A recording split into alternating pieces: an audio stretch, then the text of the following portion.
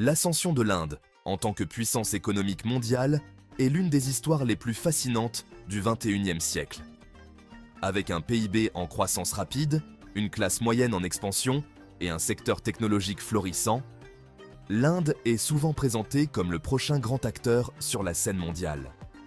Son potentiel à devenir la troisième économie mondiale d'ici 2030 est considéré comme réaliste, compte tenu de sa trajectoire actuelle. Pourtant, la croissance impressionnante de l'Inde masque une série de défis profondément ancrés qui pourraient faire dérailler ses ambitions s'ils ne sont pas correctement relevés. La croissance économique de l'Inde est alimentée par une combinaison de facteurs, notamment les investissements étrangers, la libéralisation économique et l'innovation technologique. Au cours des dernières décennies, l'Inde a réformé son économie en ouvrant des industries clés aux investisseurs étrangers, en s'engageant dans la mondialisation et en se positionnant comme une plaque tournante pour les technologies de l'information et les services logiciels. Des villes comme Bangalore et Hyderabad se sont transformées en centres informatiques mondiaux, tirant une grande partie du progrès économique du pays. Cette révolution numérique a créé des millions d'emplois, a sorti de nombreux habitants de la pauvreté et a connecté l'Inde à l'économie mondiale au sens large. L'écosystème des startups en Inde est aujourd'hui l'un des plus dynamiques au monde, avec des entreprises licornes qui se développent rapidement. Cependant, malgré ses succès, l'Inde reste un pays de contrastes saisissants. D'un côté, l'Inde se targue d'une classe moyenne en pleine croissance, d'opportunités économiques fulgurantes et d'une technologie de pointe. De l'autre, des millions d'Indiens vivent dans la pauvreté, sans accès aux services de base comme les soins de santé, l'eau potable et une éducation de qualité. Les inégalités de revenus se sont encore creusées, l'élite riche du pays continuant d'accumuler des richesses considérables, tandis que de nombreux pauvres des zones rurales et urbaines sont aux prises avec la stagnation des salaires et le sous-emploi. Le fossé entre l'Inde urbaine et l'Inde rurale est particulièrement alarmant.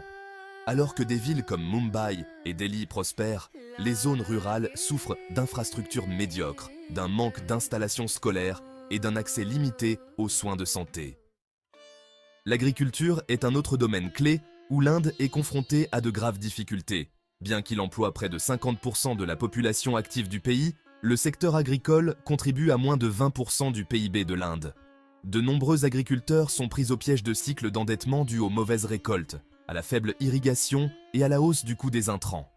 La dépendance de l'Inde à l'égard des pluies de la mousson signifie que le changement climatique constitue une menace importante pour la durabilité de l'agriculture. Les manifestations d'agriculteurs de 2020 et 2021, qui ont vu des centaines de milliers d'entre eux protester contre les nouvelles lois agricoles, ont mis en évidence le mécontentement qui règne dans l'Inde rurale. Les manifestations ont finalement contraint le gouvernement à abroger les lois, mais elles ont également mis au jour les problèmes profondément ancrés qui minent l'agriculture indienne, tels que l'inadéquation des mécanismes de fixation des prix, le manque d'infrastructures et l'accumulation des dettes. L'urbanisation de l'Inde a engendré son propre lot de problèmes. Si les villes sont devenues les moteurs de la croissance économique, elles sont aussi de plus en plus surpeuplées et mal planifiées. Les bidonvilles prolifèrent autour des grandes zones métropolitaines, où des millions de personnes vivent sans assainissement adéquat, sans eau potable, ni services de santé de base. La pénurie de logements continue de s'aggraver, et la pauvreté urbaine reste un problème majeur. Avec l'expansion de villes comme Mumbai, Delhi et Bangalore, les infrastructures ont du mal à suivre le rythme, ce qui entraîne des embouteillages, de la pollution et une surcharge des services publics. Sur le plan politique, l'Inde a connu une transformation significative sous le Premier ministre Narendra Modi et le parti Bharatiya Janata, ou BJP. Le gouvernement de M. Modi a engagé des réformes économiques ambitieuses, mais son programme nationaliste hindou est une source de préoccupation croissante tant au niveau national qu'international. Son arrivée au pouvoir a coïncidé avec une augmentation de la polarisation religieuse. La loi sur la citoyenneté, Citizenship Amendment Act ou CAA, qui accélère la procédure d'obtention de la citoyenneté pour certaines minorités religieuses mais exclut les musulmans, a été critiquée comme étant discriminatoire. Le registre national des citoyens, National Register of Citizens ou NRC, a également suscité des craintes de privation du droit de vote pour des millions de personnes, en particulier au sein de la minorité musulmane indienne. Des manifestations ont éclaté dans tout le pays, entraînant de violents affrontements et renforçant les inquiétudes quant à l'identité laïque de l'Inde. La démocratie indienne, autrefois considérée comme l'une des plus dynamiques au monde, est aujourd'hui remise en question. L'érosion des normes démocratiques, notamment en matière de liberté de la presse et d'indépendance de la justice, suscite de plus en plus d'inquiétudes. Les journalistes et les militants qui critiquent le gouvernement sont soumis à une pression croissante, nombre d'entre eux étant accusés en vertu des lois sur la sédition ou arrêtés pour incitation présumée à des troubles. La dissidence, qui est la pierre angulaire de toute démocratie, est étouffée, et l'Inde a chuté dans les classements mondiaux de la démocratie en conséquence. La communauté internationale observe de plus en plus la manière dont l'Inde concilie sa puissance économique croissante avec la préservation des valeurs démocratiques.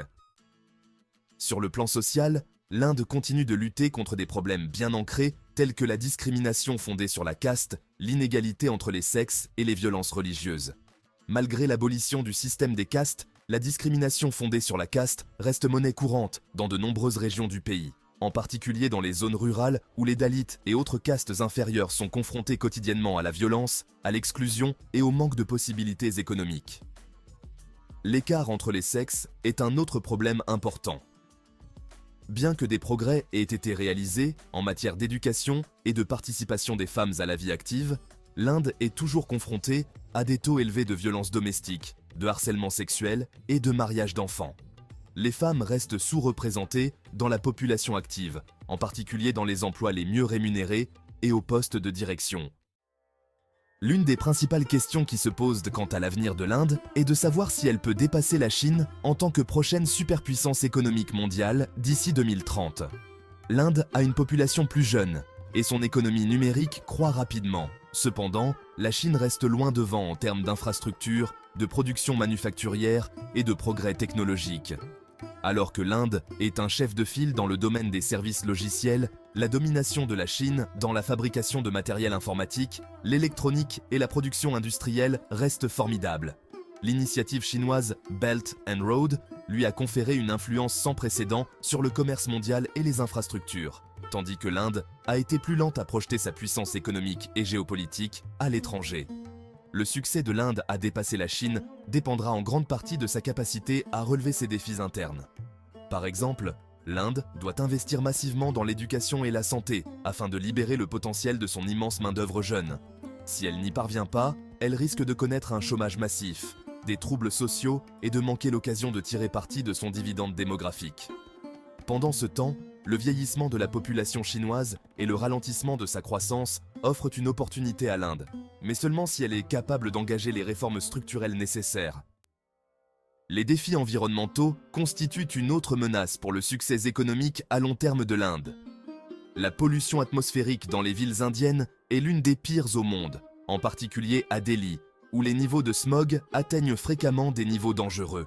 La pénurie d'eau est également un problème crucial, car la surexploitation des eaux souterraines et la pollution ont eu de graves répercussions sur les zones urbaines et rurales. La dépendance de l'Inde à l'égard du charbon pour sa production d'énergie aggrave ces problèmes environnementaux. Bien que l'Inde ait fait des progrès dans le domaine des énergies renouvelables, en particulier de l'énergie solaire, la transition vers l'abandon des combustibles fossiles sera un processus lent et difficile, compte tenu notamment des besoins énergétiques du pays pour sa population croissante. Malgré ces défis, le potentiel de l'Inde reste immense. Sa croissance économique continue d'impressionner et son rôle dans la géopolitique mondiale s'accroît. Le leadership du pays au sein de l'Alliance, Quad avec les États-Unis, le Japon et l'Australie, en fait un acteur essentiel pour contrebalancer l'influence de la Chine dans la région Indo-Pacifique. Ses liens étroits avec les puissances occidentales, la croissance de son économie numérique et l'essor de son industrie technologique la placent en position de force sur la scène mondiale. En fin de compte, l'accession de l'Inde au statut de superpuissance mondiale dépend de sa capacité à relever ces défis complexes et interdépendants. Le pays doit trouver un équilibre entre ses ambitions économiques, l'inclusion sociale, la stabilité politique et la durabilité environnementale. L'Inde peut-elle dépasser la Chine d'ici 2030 ? La réponse ne réside pas seulement dans le taux de croissance du pays, mais aussi dans sa capacité à se réformer, à innover et à s'attaquer de front à ces problèmes profondément ancrés.